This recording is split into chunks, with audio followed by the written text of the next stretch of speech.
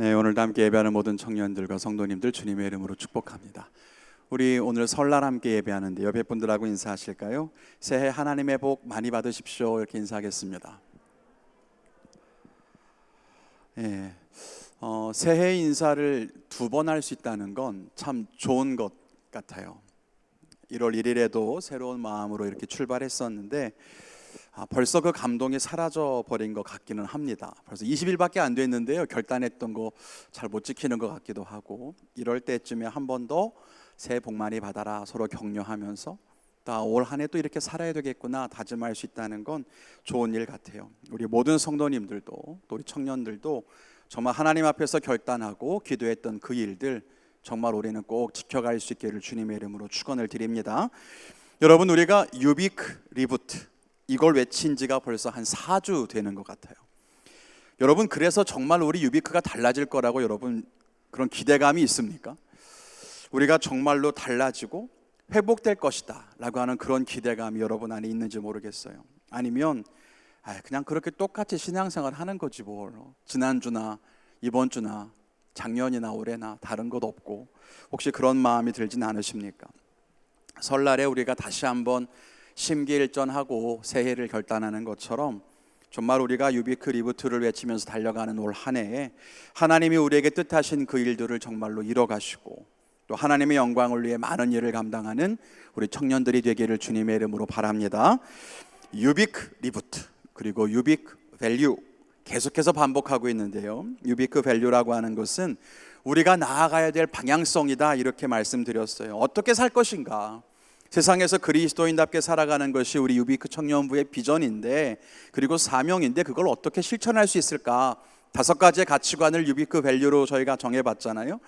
나 자신에 있어서는 믿음을 갖자, 다른 사람을 향해서는 서로 사랑하자, 우리가 살아가는 삶의 영역, 즉 가정과 학교와 직장과 세상에 대해서는 그곳에서 우리가 해야 하는 비전을 가지고 살아가자, 교회나 하나님이 주시는 사명에 대해서는 충성해야 한다, 그리고 하나님 앞에서는 순종하며 살아야 한다. 이 5가지 가치관을 말씀드렸죠. 그래서 지난 2주 동안 한 주는 사랑에 대해서, 그리고 한 주는 충성에 대해서 말씀을 나누었습니다. 오늘은 그 3번째 시간이고요, 믿음에 대한 이야기를 하려고 합니다. 앞에 유비크 밸류를 말씀드릴 때 믿음이라고 하는 것은 나의 개인적인 부분이다 이렇게 말씀을 드렸어요. 믿음은 다른 사람에게 빌려올 수도 없고요, 우리 공동체의 믿음이 내 믿음이다 이렇게 말할 수도 없어요. 그러니까 우리가 믿는 하나님, 기독교가 고백하는 하나님이 내 하나님이다 그렇게 말할 수 없는 거잖아요. 믿음은 각자가 다 개인적인 거예요. 각자 자기의 믿음을 굳건하게 가져야 되는 거죠. 그런데 유비크가 지향해야 하는 5가지의 가치관 중에서 믿음이 왜 가장 앞에 있는 걸까요? 우리가 설교로는 지금 3번째로 유비크 밸류를 다루고 있긴 하지만 이 유비크 밸류의 순서에서는 믿음이 가장 앞에 있거든요. 왜 그럴까요? 믿음이 모든 그리스도인의 삶에 있어서 출발점이 되고 또 믿음이 모든 신앙생활의 어떤 밑바탕이 되기 때문에 그렇습니다.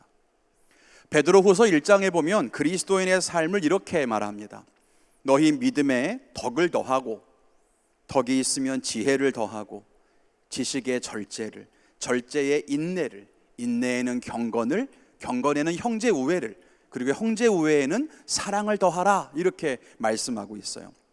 이렇게 성장해가는 과정이거든요. 그런데 그 가장 아래 가장 첫 번째 출발이 무엇입니까? 바로 믿음이라는 거예요.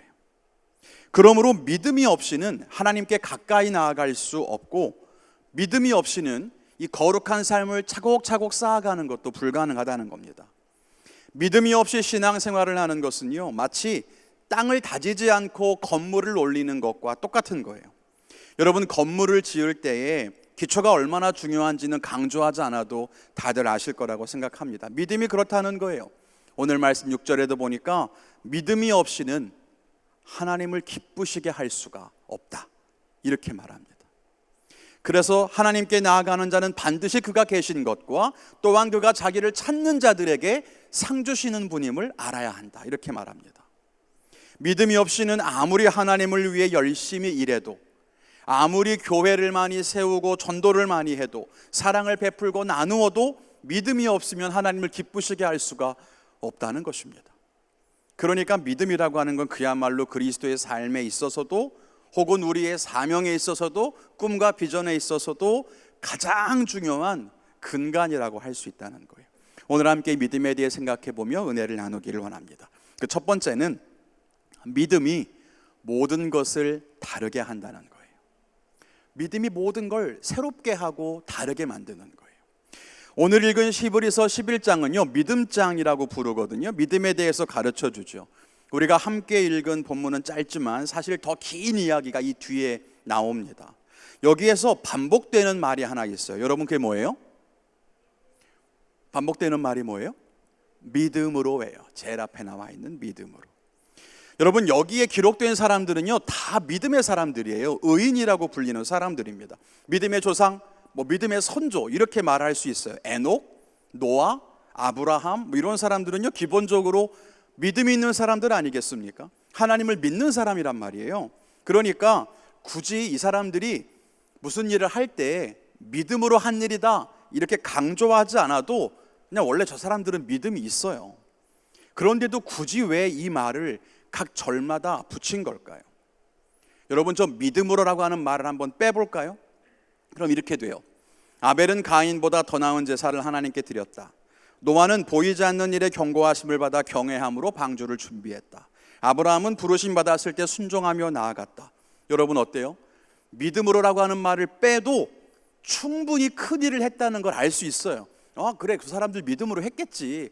대단한 일을 했구나 이렇게 느껴진단 말이죠. 제사를 드린 것도 방주를 지은 것도 또 약속의 땅으로 나아간 것도 다 대단한 거예요. 굳이 믿음을 강조하지 않아도 그 일 자체가 대단한 겁니다. 그런데 왜 그 앞에 굳이 다시 한번 믿음을 강조해서 이런 일들을 하긴 했는데 믿음으로 한 것이라고 이야기를 한 것일까?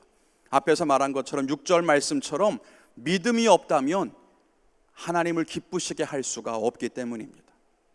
노아가 방주를 만들었는데 그것을 믿음으로 하지 않고 그냥 했다면 참 대단한 일을 했지만 하나님이 기뻐하시지 않는다는 거예요. 그런데 믿음으로 방주를 지었더니 그것을 귀하게 보셨다는 겁니다. 아브라함이 자기 집을 떠나서 하나님이 약속하신 땅으로 갔어요. 굉장히 먼 길을 갔거든요. 여러분 이건 정말 대단한 일이에요. 그런데 믿음으로 가지 않고 그냥 의심하면서 불평하면서 터벅터벅 걸어갔다면 그건 복된 일이 되지 않는다는 것입니다. 에녹의 예배도 마찬가지예요. 믿음으로 제사를 드렸더니 그 제사를 기뻐하신 거지 그냥 형식적으로 제사를 드렸다면 하나님이 받으실 만한 제사가 되지는 않았을 거라는 것입니다. 결국 우리가 무슨 일을 하든지 어떤 생각을 하든지 믿음으로 한다면 여러분 그건 믿음이 없이 하는 것과는 비교할 수 없는 그런 것이 된다는 것입니다. 예수님께서 성전에서 헌금하는 사람들을 보셨어요. 부자는 굉장히 많은 헌금을 드렸습니다. 자기 재물을 하나님께 아낌없이 드리는 건 여러분 너무 귀한 일이죠. 그런데 한 과부가 2렙돈, 지금으로 치면 100원짜리 동전 2개 정도를 이렇게 집어넣었단 말이에요. 그런데 예수님께서는 이 과부의 2렙돈을 칭찬하셨습니다. 왜 그럴까요? 이 과부는 자기가 할 수 있어서 그냥 많은 헌금을 드린 것이 아니라 헌금하기 어려운 형편 속에서도 믿음으로 드렸기 때문이라는 거예요. 자기의 믿음으로 드렸기 때문에. 그럼 여러분 부자는 뭐가 잘못됐어요? 헌금을 많이 한 게 잘못된 겁니까? 그건 아니잖아요. 그럼 부자의 행동을 고치려면 예수님께 칭찬받으려면 어떻게 하면 되는 거예요? 그 앞에 믿음으로 라고 하는 말을 붙였어야 되는 거예요. 헌금을 많이 한다 적게 한다가 중요한 것이 아니에요. 믿음으로 자기의 많은 제물을 드렸다면 예수님께서 칭찬하셨을 거예요. 그러나 믿음이 빠지면 아무리 귀하고 많은 예물을 드렸어도 칭찬받는 일이 되지 않는 거죠. 그것이 우리가 기억해야 하는 부분이라고 하는 겁니다. 여러분 우리가 신앙생활을 하다 보면은요 이런 경우들을 만나게 돼요.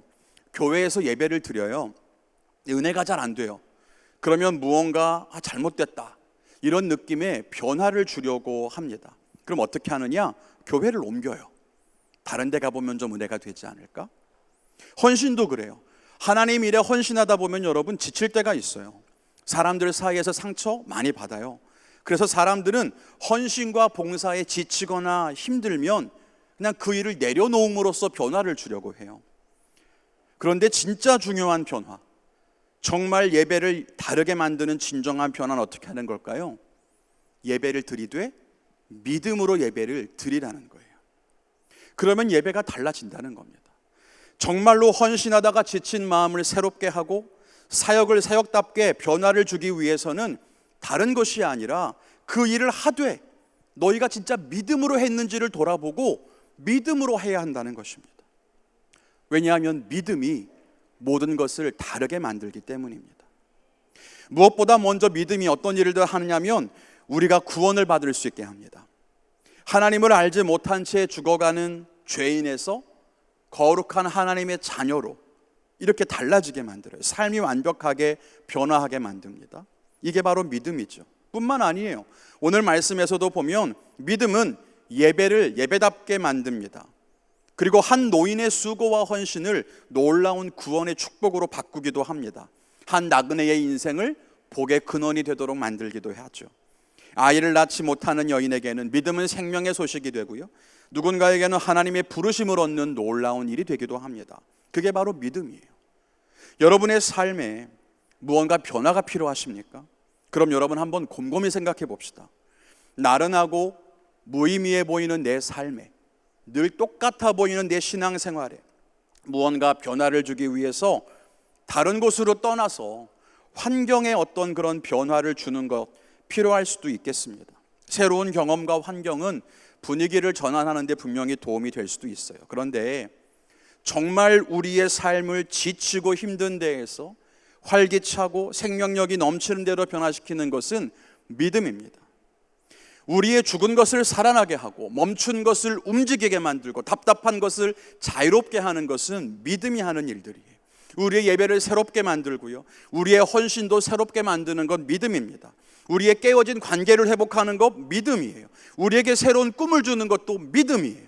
환경은 달라지지 않을 수 있어요. 이전과 비교해 봤을 때 전혀 변한 것이 없어 보이는 똑같은 사람들, 똑같이 반복되는 사역들, 똑같은 예배라 할지라도 그것을 믿음으로 행한다면 믿음으로 행하지 않았던 때와는 전혀 다른 일이 된다는 것을 우리는 분명히 기억해야 합니다. 믿음으로 행할 때 그 일들은 새롭고 의미 있는 일이 될 수 있어요. 우리에게는 이 믿음이 필요한 겁니다. 여러분에게는 진짜 믿음이 있습니까? 하나님이 살아계시다는 믿음, 예수님이 나를 살게 했다는 믿음, 지금도 나를 지키시고 도우신다는 믿음, 하나님의 약속은 변치 않는다는 믿음, 그 하나님이 나를 부르셨다는 믿음, 그리고 오늘 이 자리로 이끄셨다는 믿음, 여러분에겐 그런 믿음이 있습니까? 우리는 이해할 수 없어도 하나님의 선하신 뜻이 우리를 이끌어간다는 그 믿음이 있습니까? 그런 믿음이 우리에게 있다면 우린 달라지게 될 것입니다. 이 믿음의 놀라운 역사를 꿈꾸고 또 눈으로 이 놀라운 일들이 이루어지는 것을 목격하는 올 한 해 우리 청년들과 우리 유비크가 되기를 간절히 바랍니다. 두 번째로는요, 믿음으로 살려면 거룩한 뜻을 세우라는 것입니다. 믿음이 모든 것을 다 새롭게 하고 모든 것을 다르게 만드는 것이라면 여러분, 성도는 믿음으로 사는 것이 마땅할 겁니다. 왜냐하면 그것이 우리가 세상 사람들과는 다른 삶의 방식이고 우리가 추구하는 가치관이고 세상과는 다른 삶의 방향일 테니까요. 결국 믿음은 하나님의 백성인 우리의 삶에 있어서 가장 중요하고 핵심적인 부분이라고 할 수 있습니다. 그래서 성경은 뭐라고 말하느냐? 의인은 믿음으로 말미암아 산다, 이렇게 기록하는 거예요. 의인이라면 믿음으로 살아야 한다, 이런 뜻이기도 하지만 믿음으로 살아야 그가 의인이다, 이런 뜻이기도 할 겁니다. 그런데 의인은 믿음으로 사는데 그럼 믿음으로 산다는 것은 대체 뭘까요? 예전에 제가 전도사 있을 때 그쪽 지역에서 청년연합 집회가, 큰 집회가 있었어요. 그 집회의 이름이 빌리브 집회예요. 믿음이란 뜻일 텐데 그 빌리브를 저렇게 써요. 예전에 한번 여러분에게 말한 적이 있는 것 같아요. 빌리브, 믿는다는 말을 저렇게 나눠서 씁니다. 근데 저걸 볼 때 참 통찰력이 있다, 이런 생각을 좀 해보게 돼요. 결국 믿음이라고 하는 것은 우리의 존재를 변화시키는 것이기도 하고 우리의 삶이 달라지게 만들기도 하는 거죠. 앞에서 믿음은 모든 것을 다 변하게 만든다 이렇게 말씀을 드렸는데요, 먼저는 내 존재를 바꾸고요, 그리고 나아가서는 우리의 삶을 달라지게 만듭니다. 여러분, 존재의 변화가 뭘까요? 여러분이 믿음으로써 달라지는 우리 존재의 변화는 뭐가 있을까요? 쉽게는 죄인에서 구원받은 의인으로 달라지게 만들죠. 고아와 같던 우리가 하나님의 자녀가 됩니다. 믿는 자들에게 약속하신 축복이죠. 그리고 우리가 이 땅의 사람이 아니라 천국의 시민권자가 됩니다.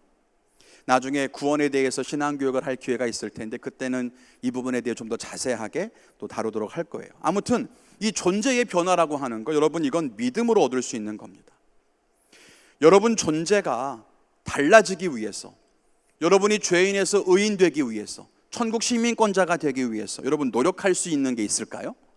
혹시 저 신분의 변화를 노력을 통해 얻을 수 있나요? 책을 많이 보면 존재가 달라집니까? 착하게 살면 천국의 시민이 됩니까? 예배를 많이 드리면 하나님의 자녀가 되는 걸까요? 다 아니잖아요. 존재의 변화는 오직 믿음을 통해서만 이루어집니다. 우리가 노력한다고 해서 내가 달라지는 게 아니에요. 그럼 우리의 노력은 어디에 해당할까요? 우리의 거룩한 삶이라고 하는 건 저 둘 중에 어느 쪽에 해당할까요? 존재의 변화가 아니라 삶의 변화에 해당하는 거예요. 그래서 우리가 노력하는 것은 우리가 살아가는 삶을 달라지게 만들어요. 그런데 믿음을 통해 존재가 변화되고 이제 말씀을 따라 거룩한 삶의 변화로 나아갈 때 있어서 존재의 변화에서 삶의 변화로 나아가기 위해 꼭 필요한 것인데 그것이 바로 거룩한 결단이라고 하는 것입니다. 우리가 믿음으로 하나님의 백성이 돼요. 그렇다고 해서 그냥 하나님의 백성으로 자동적으로 살아갈 수 있는 것은 아닙니다. 하나님의 백성이 되었으니까 그에 합당한 모습으로 살아가기 위한 결단이 있어야 해요.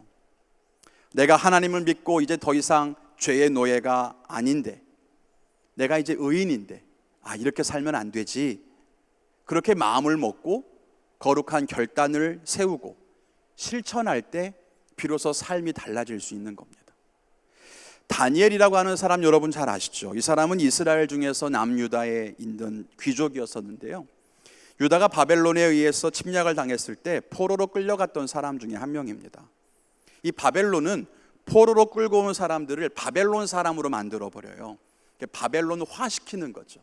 그래서 그 사람들을 바벨론 사람으로 만들어서 다시 자기 나라에 가서 식민 통치를 하도록, 바벨론식으로 나라를 다스리도록 그렇게 식민 정책을 펴고 있었습니다. 그래서 다니엘과 함께 잡혀온 유대의 귀족 청년들 역시도 바벨론식으로 교육을 받게 되었습니다.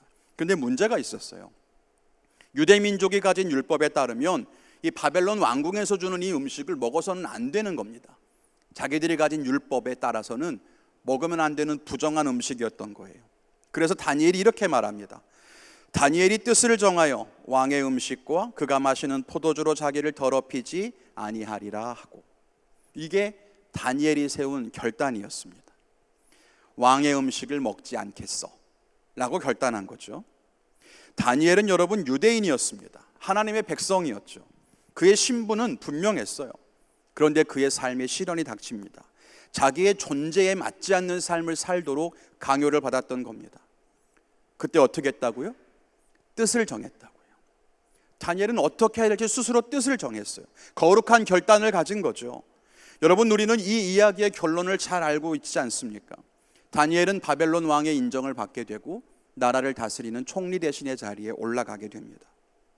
여러분, 우리가 거룩한 존재로 살아간다고 하는 것은 단순하게 우리가 어떤 존재가 되었느냐, 그 존재의 변화에 달려있는 것이 아니라 우리가 어떻게 살아가느냐, 그 삶과도 굉장히 깊은 연관성이 있는 거예요. 우리의 삶이 달라져야 한다는 것입니다. 여러분, 행함이 없는 믿음은 죽은 믿음이다, 이런 말 혹시 들어보셨어요? 행함이 없는 믿음은 죽은 믿음이다. 이게 무슨 말이에요? 믿음이면 믿음이지, 뭐 죽은 믿음은 뭐고 행함이 없는 믿음은 뭘까요? 그게 바로 이거예요. 우리는 믿음을 갖습니다. 그러면 우리의 존재가 변화됩니다. 그런데 존재의 변화는 삶의 변화로 이어져야 한다는 거예요. 그런데 그냥 삶의 변화가 없이 내가 믿음이 있으니까 난 신분이 바뀌었어, 이렇게 말하는 것은 온전한 믿음이 아니라고 하는 겁니다. 믿음은 결국 삶의 변화까지 이어져야 하는 거니까. 그리고 우리의 삶이 달라지기 위해서는 말씀드린 것처럼 거룩한 결단이 반드시 필요하다는 거예요. 우리 유비크 청년들과 일상왕님께 성도님들이 정말로 이런 거룩한 결단을 가지고 우리의 믿음을 조금 더 온전하게, 더 그렇게 우리의 삶을 변화시킬 수 있는 능력의 믿음으로 회복할 수 있기를 간절히 바랍니다. 그러면 이렇게 거룩한 결단을 갖기 위해 뭐가 필요할까? 여러분들에게 아주 쉽게 말씀드릴게요. 먼저는 분별하는 게 필요해요. 우리가 무엇을 결단할 것인가에 대한 부분이죠.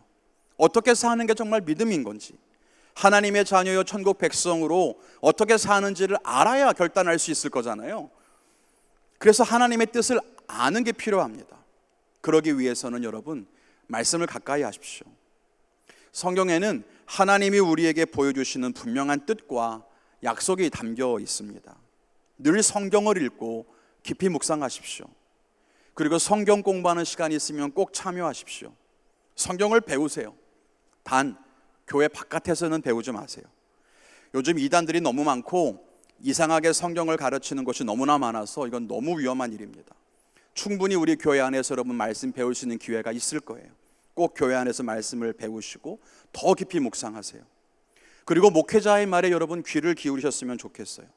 이렇게 예배 시간에 설교하는 것을 통해서 혹은 여러분과 개인적인 권면을 통해서 여러분들에게 어떻게 살아가야 하는지 하나님께서는 목회자들을 통해 말씀하실 수도 있습니다. 목회자가 제안하는 것, 사명이든 봉사든 아니면 여러분 삶에 대한 어떤 조언이든 거기에 귀를 기울여 버릇하세요. 그게 하나님의 뜻을 분별할 때 있어 분명히 큰 도움이 될 겁니다. 그렇게 하나님의 뜻을 분별하는 것이 거룩한 결단을 세우는 첫 단계라면, 두 번째는 그렇게 뜻을 분별하고 나면 그 일을 어떻게 실천할 수 있을지 분명하고 구체적인 실천 사항을 정해야 합니다. 이건 계획일 수도 있고 아니면 다짐일 수도 있어요. 그래서 아주 구체적인 그런 항목들을 가져야 돼요.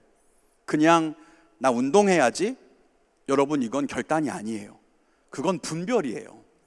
운동을 해야 한다고 깨달은 거지 운동을 하겠다는 말이 아닙니다. 해봐서 알아요. 절대로 운동을 할 수가 없어요.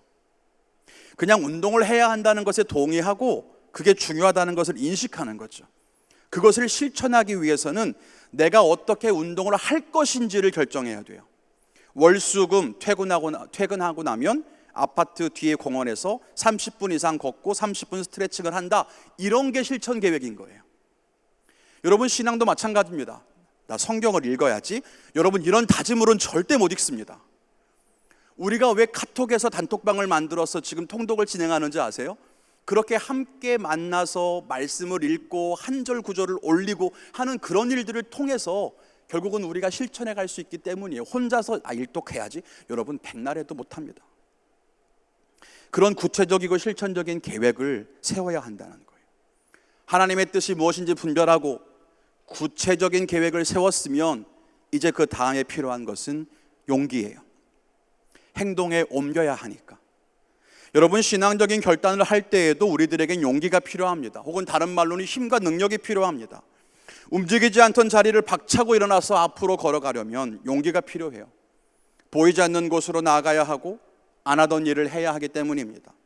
내가 잘할 수 없을 것 같고 나는 이미 실패했던 경험이 있어서 자신감이 없을 수도 있습니다. 이건 내가 안 해본 일이어서 엄두가 안 날 수도 있어요. 그럴 때 우리에게 필요한 것이 용기입니다. 이 용기는요, 자기 자신을 신뢰하는 데에서부터 생기는 게 아닙니다. 내가 힘이 있고 나 할 수 있어, 이런 자신감은 그냥 자기 확신에 불과해요. 그러나 거룩한 결단을 위한 이 용기는 성령님이 주시는 겁니다. 나는 할 수 없다는 것을 나도 잘 알지만, 이전에 해봤지만 실패했다는 거 나도 이미 알고 있지만 하나님이 주시는 힘으로 다시 한번 용기를 내보는 거예요. 거룩하게 살아갈 힘을 달라고, 믿음으로 결단한 것을 지킬 수 있도록 도와달라고, 그 계획대로 살 수 있게 나를 인도해 달라고 하나님께 힘을 구하는 거예요. 여러분, 우리가 아무리 계획을 잘 세워도, 우리가 아무리 결단을 하고 마음을 굳게 먹어도 하나님이 우리에게 힘을 주시지 않으면 그 일들은 이루어지지 않아요. 그래서 하나님의 힘과 능력을 구해야 하는 것입니다. 우리가 기도하는 이유가 바로 거기에 있는 거예요. 여러분 이해하시겠죠? 거룩한 결단을 세우기 위해 뭐가 필요하다고요? 3분도 안 된 것 같은데.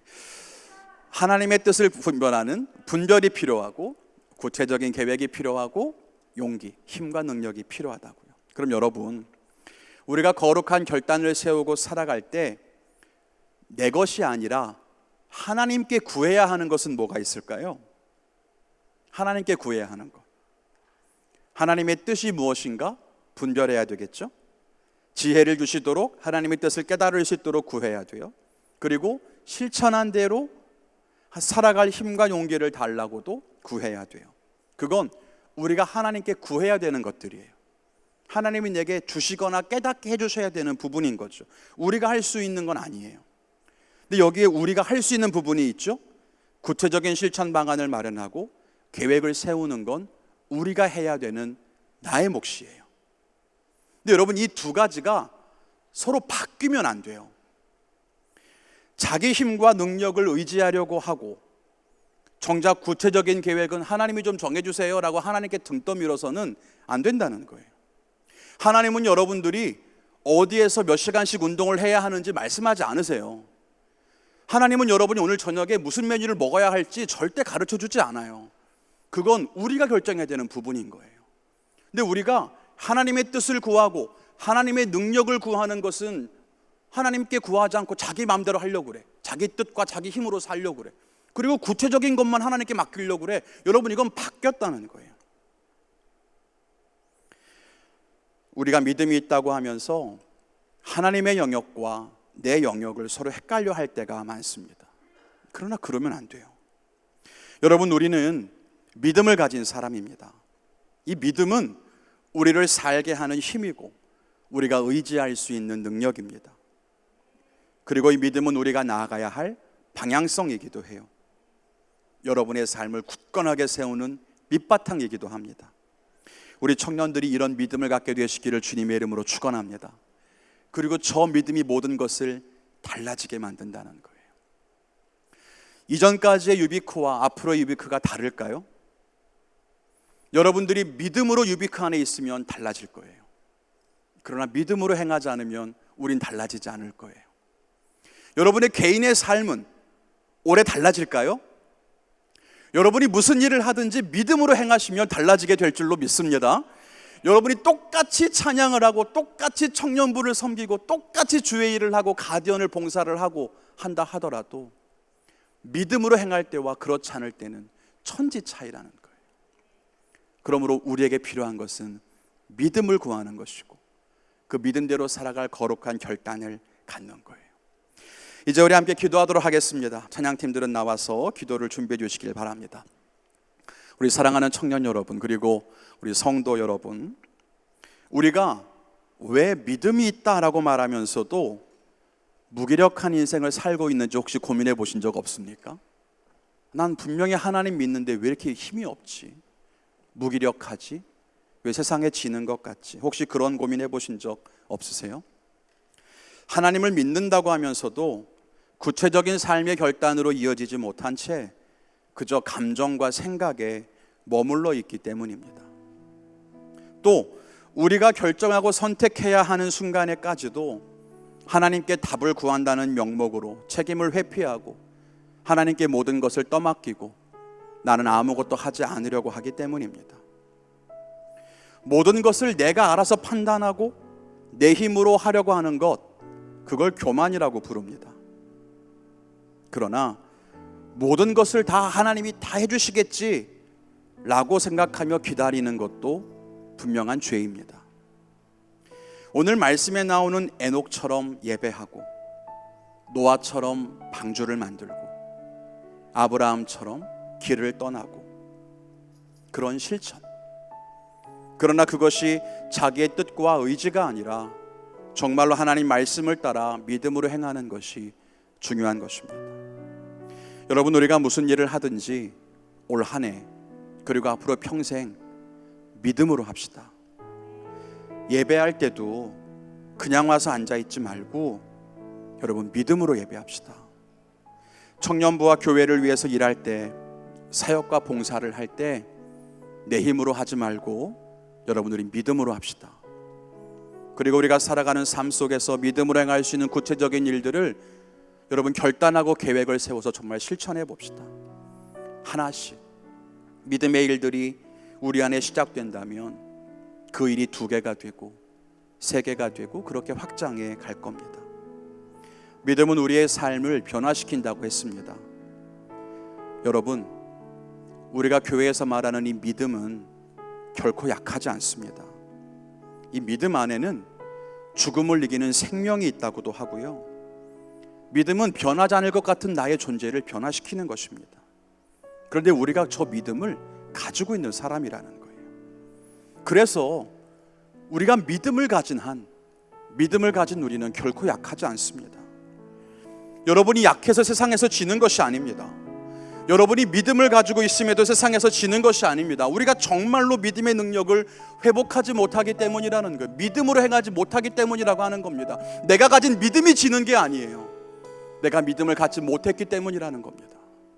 우리가 이 일들을 다시 한번 기억해 보면서 올 한 해 하나님, 내가 믿음으로 행하고 믿음으로 주의 길을 걸어가고 믿음으로 섬겨가기를 원합니다, 이렇게 결단하는 우리 모든 청년들이 되시기를 주님의 이름으로 축원을 드립니다. 우리 함께 그렇게 찬양하고 기도하겠습니다.